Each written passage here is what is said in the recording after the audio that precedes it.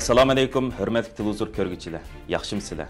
Dunyo Uyg'ur qurultiyi Tor televiziyasining kunlik xabarlar programmasiga xush keldinglar. Men Iftixor Abdurashid. Juma kuningizga muborak bo'lsin.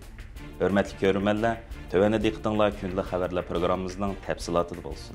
Shvetsariyada chiqadigan Tages Anzeiger gazetida 30 aprel kuni e'lon qilingan maxsus xabarda Zürich shahrida yashaydigan bir shvetsariyalik akademikning Xitoy xavfsizlik organlari bilan yoshirin aloqasi borligi va uning Shvetsariyadagi Uyg'urlar haqida ma'lumot yig'ishga uringanligi ma'lum bo'lgan.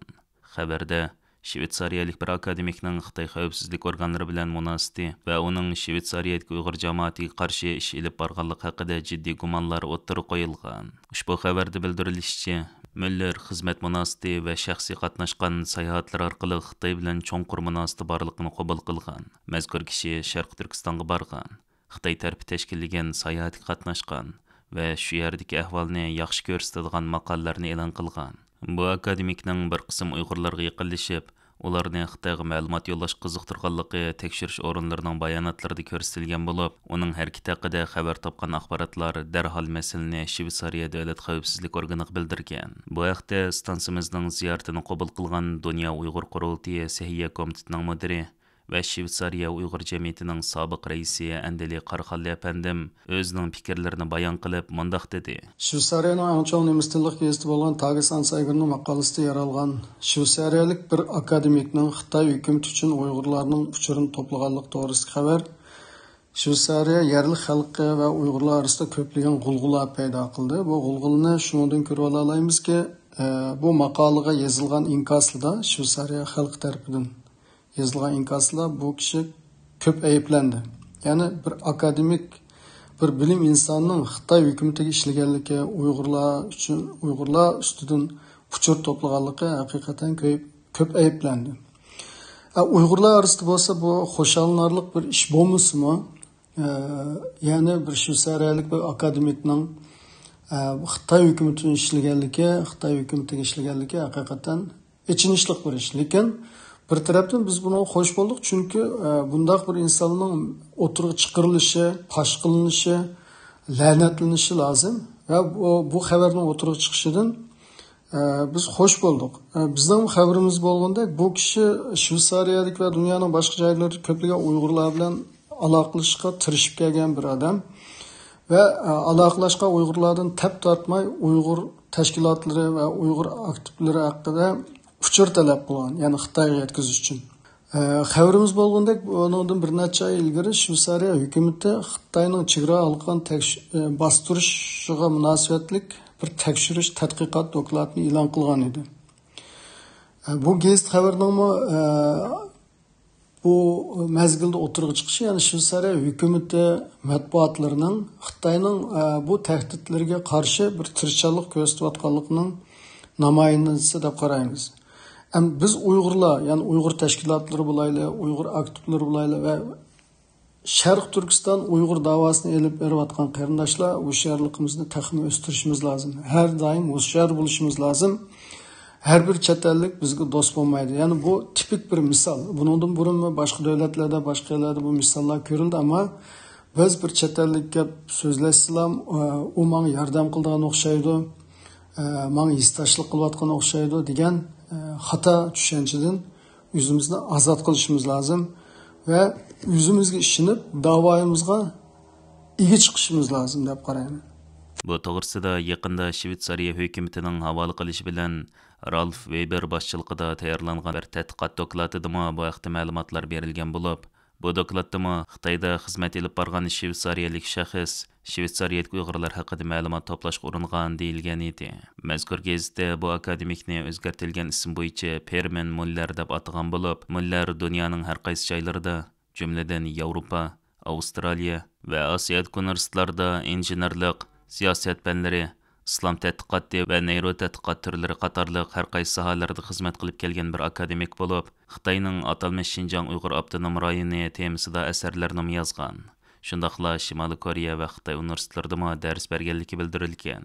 Gazetda Shvetsariyada yashaydigan ikki Uyg'ur Müller bilan bo'lgan uchrashish haqidagi tafsilot so'zlanib, Permen Müllerning ular bilan bevosita aloqalashib, o'zining Xitoy hukumati bilan yaxshi munosabati bor ekanligini bildirib, ular bilan aloqalashishga uringan.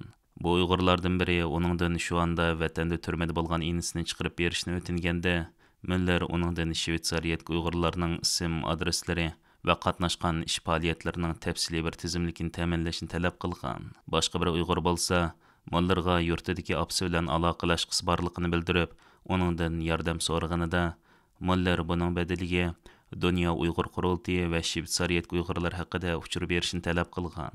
Uyg'ur guvohchilarning bergan bayonotida deyilishicha, Müller bilan bo'lgan uchrashuvlarda ularga ularning qarindoshlarini qutqizish iqtidorining borligini bildirib, biroq buning badaliga Shvetsariyadagi boshqa Uyg'urlarning nomi, adresi va jamiyatdagi roli qatorliq uchurlarni talab qilgan. Bu haqda Dünya Uyghur Qurultiyining tashqi ishlarga mas'ul muavin raisi Zumrat Erkin o'zining fikrini bayon qilib, mundaq dedi.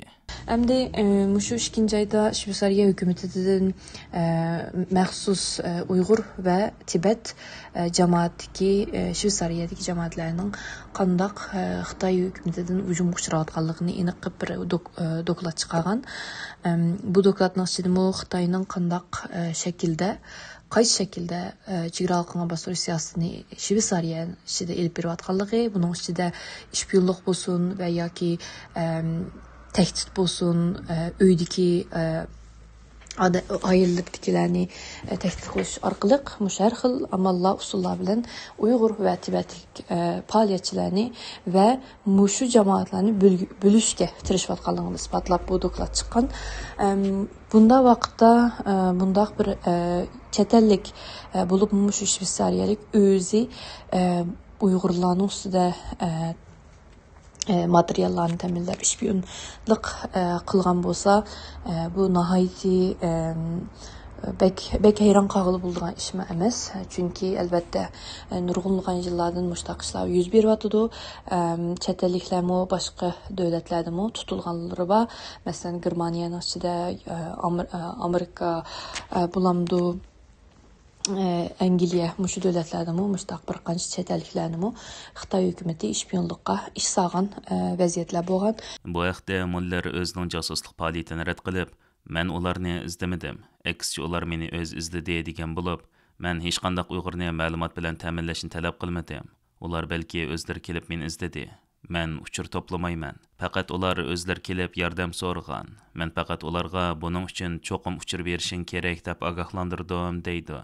Yuqorqi ahvol Shvetsariyadagi Uyg'ur jamoatining Xitoy tarafidan izchil kuzatilib kelayotganligini bildiradigan bo'lib, 2-oyda Shvetsariya hukumat e'lon qilgan dokladda Xitoyning Tibet va Uyg'ur jamiyatlarini nazorat qilish, tahdid silish va parokanchilik tug'dirayotganligi haqidagi dalilni e'lon qilgan bo'lib, Xitoyning bundaq chetəlliklar orqali jasuslik maqsadini ishga oshirish qariniti har qaysi davlatlarning davlat darajasidagi xavfsizlik masalasiga aylanmoqda ekan. Shvetsariya hukumati bu bayqashdan keyin qandaq chora qo'llanadiganligini hozircha e'lon qilmagan bo'lsa-mu, Shvetsariyadagi Uyg'ur va Tibet jamoatlari va kishilik huquq tashkilotlari tomonidan bu vaqtda kuchli chaqiriqlar kelishga boshlagan. Xitoy hukumati Shvetsariya hukumatining bu yo'nalishda yurgizayotgan tekshirishlarni yolg'on uchur deb rad qilib kelgan bo'lsa-mu, mazkur akademik voqeasi masalaning mohiyatini yana bir qatim ko'rsatib bergan. Amerika prezidenti Trumpning Xitoy qaratgan yuqori tamojna beji siyosati Xitoyda iPhone ishlab chiqarayotgan olma shirkatining Xitoydan voz kechib, Hindistonga ko'chish sur'atini tezlatgan. Xalqaro matbuotlardagi uchurlardan ma'lum bo'lishicha, 2026 yilining oxiri Amerikada ta'minlayotgan iPhone Hindistonda ishlab chiqarildi ekan. Buning bilan Hindistondagi iPhone ishlab chiqarishning umum miqdori 3 ko'paydi ekan. Bu Hindistonni ko'plab ish fursatlari bilan ta'minlab, Xitoydagi kunsir eg'irlashayotgan ishsizlikning nisbatini hassilab oshirdi ekan.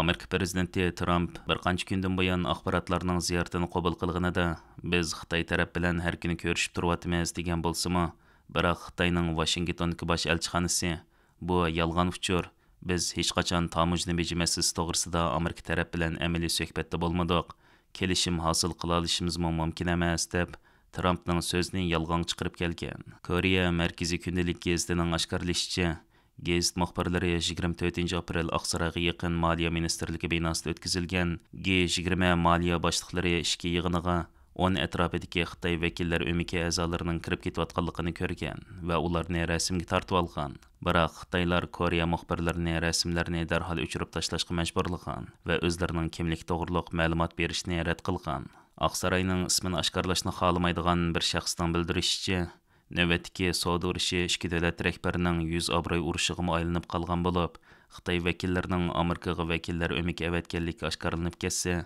biz Amerika bilan oxirgacha jang qilamiz deb poatgan Shi Jinpingning Xitoy ichidagi yuz obro'yi yer bilan yakson bo'ldi ekan. Shunga Xitoy taraf o'z fuqarolariga va dunyoga Amerikaga bosh egmaganligini ko'rsatish uchun o'zlarining Amerikaning oldida kuchlanayotganligini yoshirishga urinmoqda ekan. Hörmətli görürmənlər, yuqorida diqqətinizə günlük xəbərlər proqramımızın təfsilatını sunduq. Keng qitimliq sanımızgacha görüşkiç aman bolğaysızlar. Stansiyamızın YouTube kanalına əza bo'lishni unutmang. Xeyr xoş.